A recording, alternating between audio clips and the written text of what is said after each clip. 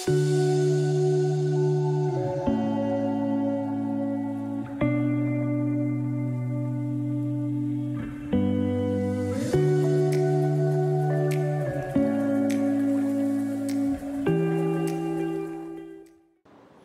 I am Dr. B. Saikant Kumar, consultant nephrologist from AS Clinics, Kottapet.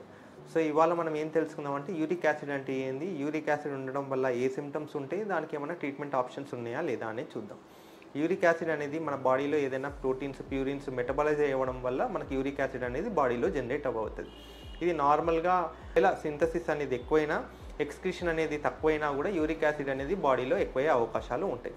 So దీనివల్ల మనకు వచ్చే symptoms ఏంటంటే మెయిన్గా బాడీ పెయిన్స్, అంటే పాలిఆర్థరాలజియా, స్మాల్ జాయింట్ పెయిన్స్ అన్నా కానీ, మజిల్ పెయిన్స్ అయినా కానీ వీటి వల్ల ఉంటుంది. ఇంకోటి మన కాల భాగంలో గ్రేడ్ 2 వీటిలో స్వెల్లింగ్ అనేది రావచ్చు, దాన్ని టోఫై అంటారు. అర్థమైంది. యూరిక్ యాసిడ్ అధిక శాతం ఉండి చాలా రోజులు ఉంటే ఇలా టోఫై ఫామ్ అయ్యే అవకాశాలు ఉంటాయి. సెకండ్ థింగ్ ఏంటంటే ఒకవేళ బీపీ లేని వాళ్ళకి సడన్గా బీపీ వచ్చి బీపీ ఎక్కువ ఉండడం, కంట్రోల్ లేకపోవడం అనేది ఉండొచ్చు. థర్డ్ థింగ్, ఒక్కోసారి కిడ్నీకి రక్త సరఫరా అనేది తగ్గిపోద్ది యూరిక్ యాసిడ్ ఎక్కువ ఉండడం వల్ల. దీనివల్ల కూడా కిడ్నీ సమస్య వచ్చే అవకాశాలు ఉంటాయి. ఫోర్త్ థింగ్ ఏంటంటే వీళ్ళలో ఊరికి స్టోన్స్ ఫామ్ అయ్యే అవకాశాలు ఉంటాయి. సో యూరిక్ యాసిడ్ క్రిస్టల్స్ అనేది కిడ్నీలో జమై యూరిన్లో వెళ్ళిపోతూ ఉంటాయి. సో ఇది పెద్దగా అవ్వడం వల్ల ఒక్కోసారి అడ్డుబడికి ప్రాబ్లమ్స్ చేసే అవకాశాలు ఉంటాయి. సో యూరిక్ యాసిడ్ ఎక్కువ ఉన్న వాళ్ళకి ఏ డైట్ రిస్ట్రిక్షన్స్ కావాలి, లేకపోతే ఏం చేయాలంటే అడిక్వేట్ వాటర్ అండి. ఫస్ట్ అనేది అడిక్వేట్ హైడ్రేషన్ తీసుకోవాలి, ఎందుకంటే చిన్న చిన్న యూరిక్ యాసిడ్ క్రిస్టల్స్ అనేది కొద్దిగా ఈజీగా యూరిన్లో వెళ్ళిపోద్ది.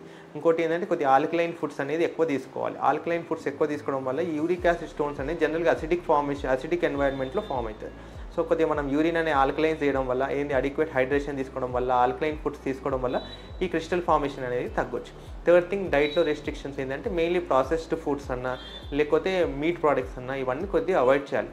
వీటి వల్ల యూరిక్ యాసిడ్ ఫార్మేషన్ అనేది ఎక్కువ ఉండొచ్చు. ఇంకోటి బయట ఎరేటెడ్ ఫుడ్స్ ఇవన్నీ కొన్ని ఉంటాయి, సోడాస్, కూల్ డ్రింక్స్ ఇలాంటివి కూడా కొద్దిగా అవాయిడ్ చేయాలి.